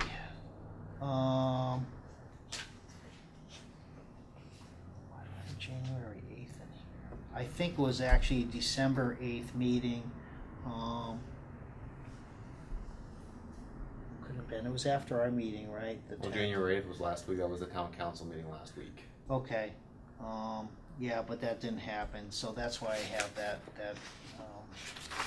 labeled as such. Well, anyways, so at the beginning of, once I got the approval from the Board of Public Works to present this to the town council, I did present it in early December. I wanna say, I don't know, December 5th or 6th. That's probably not accurate, but I was told that I need to, did my presentation, I told that I was needed to present this to the bylaw subcommittee. Yes, I remember. So I presented it to the bylaw subcommittee, all the work we've done with this. I was told that this would not be moving forward, that I should not even be working on this new bylaw, to probably drop it. I did ask them to please review it, to give me any kind of feedback whatsoever when it came to the new enterprise fund. So we went through it. There was nothing as far as some formatting issues that they told me they'd like to see, especially with the land use code section, because I guess it was all morphed together. So I separated it out per land use code, so it's easier for a resident to read if they decide to move forward, and then just a couple minor edits in wordsmithing within the bylaw. So then I was told that we'll be discussing it at the next council meeting, which was January 8th, I believe. But the two individuals were not able to be present at that meeting, so it's been tabled to another meeting yet to be discussed. What was their angst against it? The whole they feel that it was a tax. It's not a fee. It just didn't go over well with the two individuals. There was a third council member that wasn't present, but the two individuals that were there like to see it part of my operational budget, not as a separate enterprise fund. So it was just, like you said, a little disheartening that all that work that we did over the past few months to get all this information together, to be told that it wasn't going to be put moving forward. But like I said, regardless of the council's decision, however we fund it under the general fund or a stormwater enterprise fund, it needs to be funded in some way, shape, or form. So does the bylaw subcommittee need to make the recommendation to the board, or does the council. or the council? I mean, or Yes. and they have to do that whether they support it or they They don't. disapprove. Right. And we're there, and you're going to be there to defend it to the council. Yes, if need be. If need It's be. like you said, I've already given this to the council, this whole enterprise fund. Right.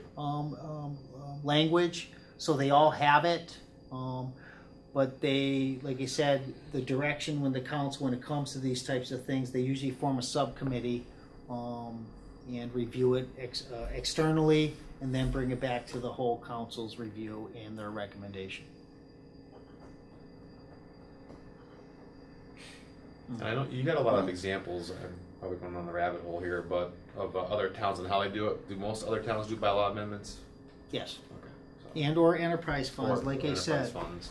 because there is Separate funding for this MS4. Yes, and like I said, and that's a lot of, like you So said, other municipalities are treating it the way that we're trying to treat it. Yeah, because exactly. otherwise you have to increase your operational budget by 5%, which waters down to a significant percentage in the town budget, so Right, this is the out. right, exactly. And like I said, you can manage this a little Right, better you're if not it's an increasing the enterprise tax fund. base. Right. Right. That's So- crazy. Okay. So anyways, Thank you. stay tuned. Thank you. Yep. And the thing about it, Tom, is that this is just the tip of the iceberg. Oh, Right? yeah. You know, the bury in a general fund expense and a general budget is to me, and not my personal feeling, is not the right way of handling this initiative Absolutely. at this point in time with all these requirements that totally need to be reviewed. But this particular one is strange enough that it could balloon. Oh, it could, yeah. I thought, what did you Tremendously. add, 10% or? I thought 4. 4, yeah, I thought you were, For what? for overrun, whether, on the fund, whether it was, you allotted, I thought it was too small of a Oh, percentage yes. because it could As balloon. far as the allotment, as Yeah. far as what we need and what we're gonna What you're actually, gonna- yeah, I mean- what the revenue's going to be. So the operational cost projection for FY 20 was $270,197.25. Projected revenue is $289,075. So that would give us, if it all holds exactly true, it would give us a balance after the first year of $28,000 left over. 10%, yeah. Yeah, it's a normal buffer. Yeah, but At like you this said, point, it it's could got- balloon. And you it's know got- what, it is what it is. It's That's what it's gonna personally, prove out. I Yeah. agree. They're not gonna run from the cost. Right. The issue's gonna be there, and whether you address it by an enterprise fund or not, it's gonna get put in. And it's a question of how you share that cost. It isn't a question of avoiding the cost. Right. It's a question of how you wanna share it. Right. And the mechanism's already in place to implement the billing. Yes. Right. Well, and that's the other, and like I said, I thought about this from start to finish, how it's gonna impact the department. This is the least way it's gonna impact the department. There's not gonna be a clerical staff up there. running numbers and figuring out based on square footage, your impervious surface area, anything else. It's a single cost fee that's gonna be part of your water and sewer bill on an annual basis on your fourth quarter or first quarter bill. For a resident, it'd be $25, $2.08 a month. And then based on other, obviously the other land use codes and everything else. So there's no really administrative cost for this, except for myself for putting these items together. So, I think we can review it at the next meetings. yep, You know, there's a lot of variables. yep, So that being said, you're gonna schedule the next meeting in Yeah. the February window, so yep, before Before Roy leaves. Roy's Yep. departure. yep, absolutely. And so I'll entertain a Do a motion. data dump for it. I make Close the the motion meeting. to close the meeting at 5:55. I'll second. All those in favor? Aye. Aye. Motion carries. Thank you, gentlemen. Thank you, Kelly.